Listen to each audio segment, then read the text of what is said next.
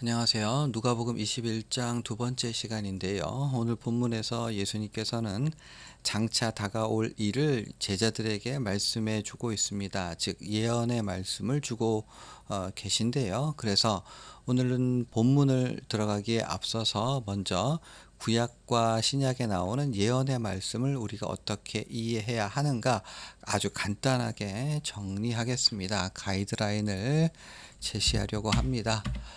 구약과 신약에는 이제 예언의 말씀이 심심치 않게 나오는데 구약의 예언과 신약의 예언은 좀 그 이해하는 방법이 다릅니다.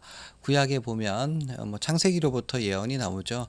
내가 너로 여자의 원수가 되게 한다라든가 모세가 나와 같은 선지자를 너희를 위하여 일으켜 주실 것이다라고 또 이사야서 본문에서는 아이가 독사굴에 이제 손을 넣고 장난친다라는 얘기를 하는 반면 또 종의 노래 같은 경우에는 그는 멸시를 받아 사람들에게 버림을 받았고 또 어떤 본문은 이제 심판의 날로 어떤 본문은 구원의 날로 다양하게 이제 표현을 하는데요.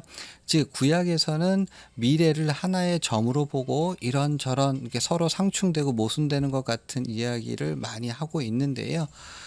그것이 그 이유가 뭐냐하면 구약에서는요, 예수님의 초림과 재림을 구별하지 않아요. 그냥 다 똑같은 하나의 미래로 보고 초림과 재림을 섞어서 막 예언의 말씀을 주시고 있어요. 그러므로 우리가 구약의 예언을 읽을 때는 이거는 초림 사건을 말씀하는 거구나. 이거는 재림, 즉 하나님의 나라가 극치에 이르렀음을 바라보면서 하는 말씀이구나. 하나님 나라의 극치에 이른 모습을 바라보면서 하는 거구나라고 분리해서 읽으시면 이해가 쉽고요. 그리고 이것이 구약의 예언의 말씀을 읽는 방법이고요.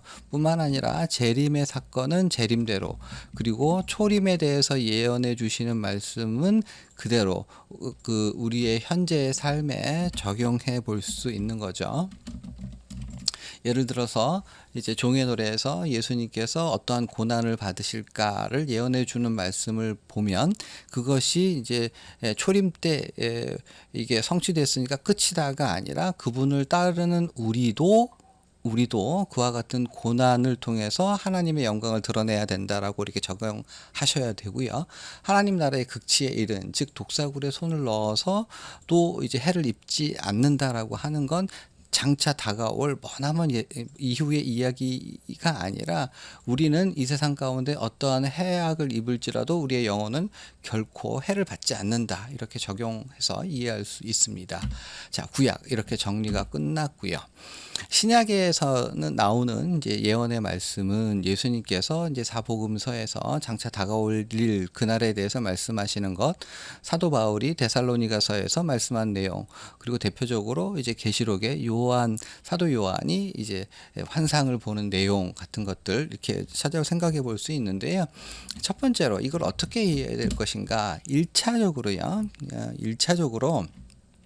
임박한 미래로 보셔야 합니다. 이거는 이제 구체적으로는 AD 70년에 디도 장군이 예루살렘을 멸망시키는 사건, 70년 예루살렘 멸망 내지는 그 다음에 로마 황제들의 핍박을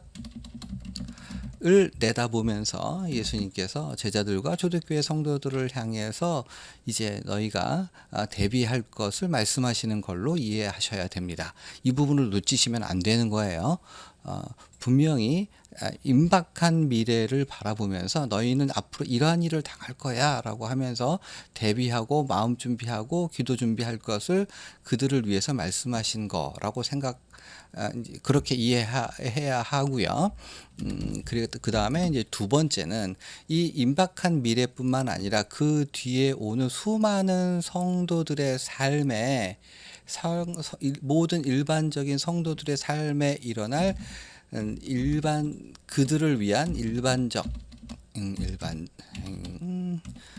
교훈을 주시는 걸로 말씀하셨다고 우리는 생각할 수 있어요. 예를 들어서 너희 집안 식구가 원수가 될 것이다. 뭐 이런 말씀 같은 것들이라든지 너희가 의롭게 살고자 하면 핍박을 받을 수밖에 없다라고 한다든지 뭐 일반적인 교훈으로서 그러니까 임박한 미래뿐만 아니라 그 이후에 오는 모든 세대에게 적용되는 일반적인 교훈으로서 이 예언의 말씀을 주셨다. 그렇게 적용을 우리가 그렇게 예수님과 성경 신약에 나오는 예언의 말씀을 지금 우리에게 적용해 볼 수 있는 거죠. 그러니까 초대교회 성도들의 성취된 걸로 끝난 것이 아니라 계속해서 우리들에게 적용될 수 있는 걸로 보셔야 되고요.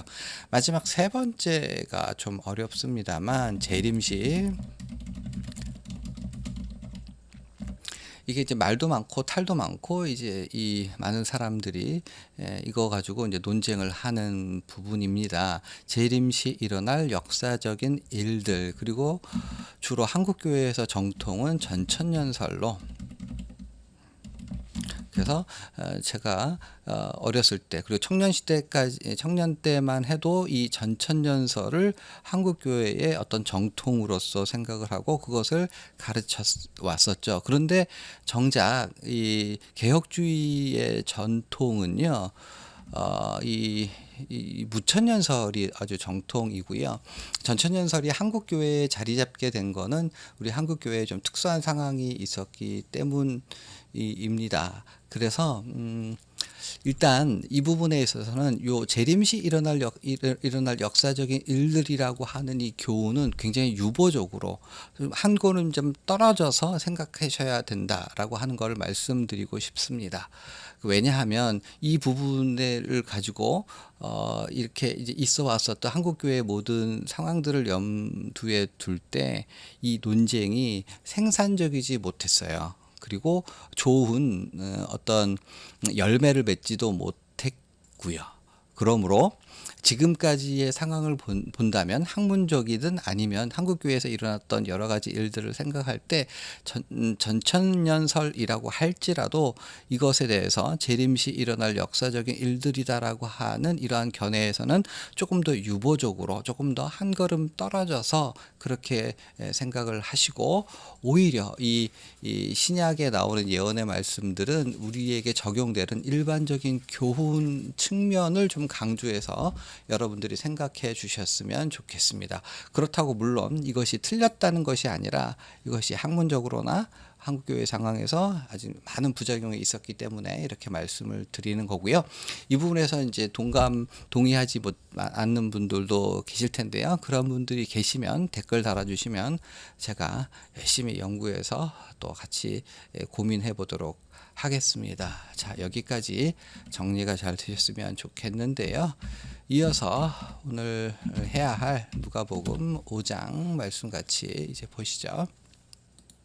Some of his disciples were remarking about how the temple was adorned with beautiful stones and with gifts dedicated to God.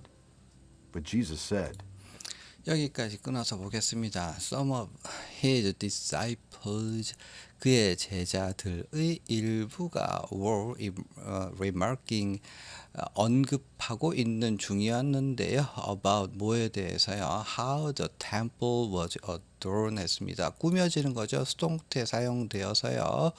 어떻게 그 성전이 꾸며졌는지라고 해놓고 with 했습니다. 이렇게까지 해서 무엇로 꾸며졌느냐 하면 with beautiful stones 아름다운 돌들과 두 번째 with gifts 예물들인데요. dedicated to God 하나님께 봉헌되어진 예물들로 그리고 아름다운 돌들로 어떻게 성전이 꾸며졌는지에 대해서 제자들 중에 일부가 언급을 했던 거죠.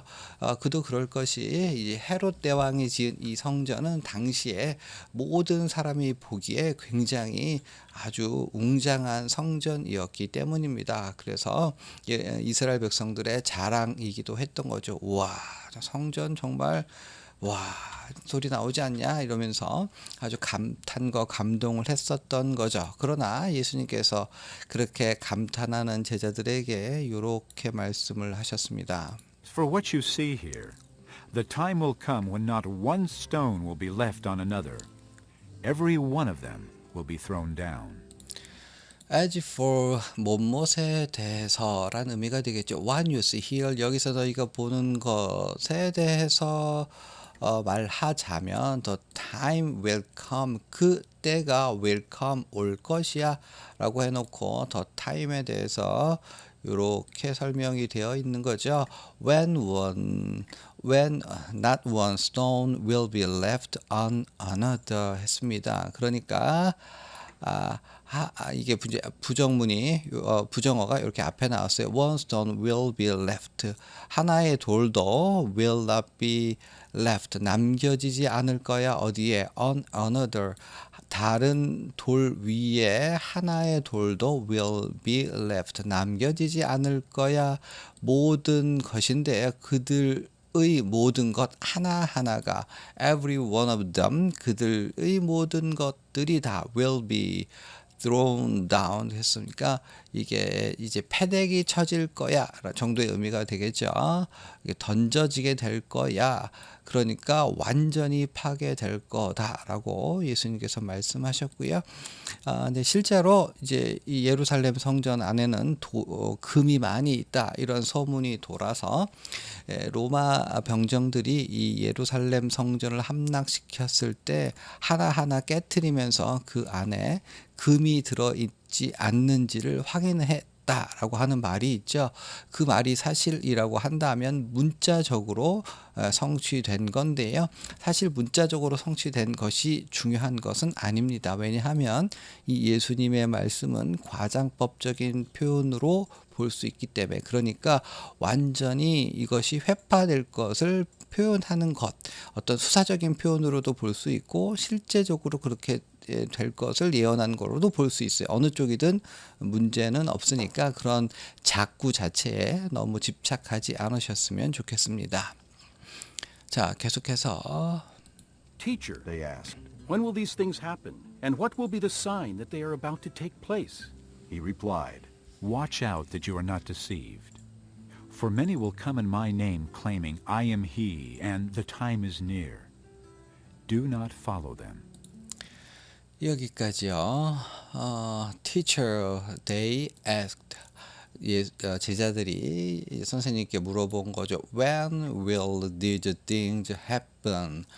언제 이러한 일들이 will happen 일어나게 될까요? 그리고 what will be the sign?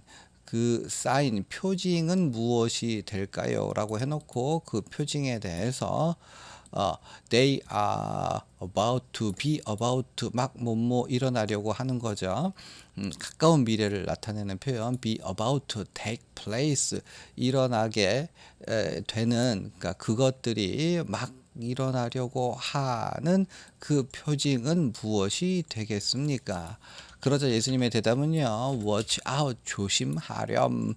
Then you are not deceived. 너희가 속임을 당하지 않도록 조심하여라. 왜냐하면 많은 이들이 will come in my name.